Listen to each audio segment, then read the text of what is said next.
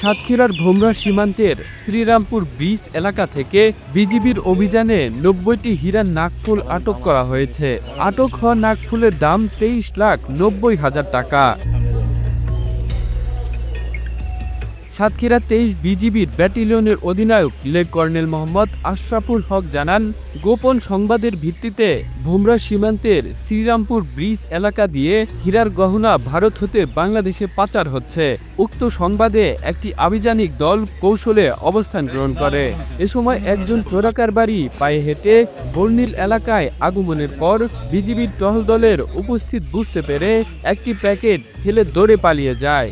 পরবর্তীতে আভিযানিক দল উক্ত স্থানে তল্লাশি করে চোরাকারবারির ফেলে যাওয়া প্যাকেটের মধ্যে ৯০টি হীরার নাকফুল খুঁজে পায়। পরে নাকফুলগুলো আটক করে।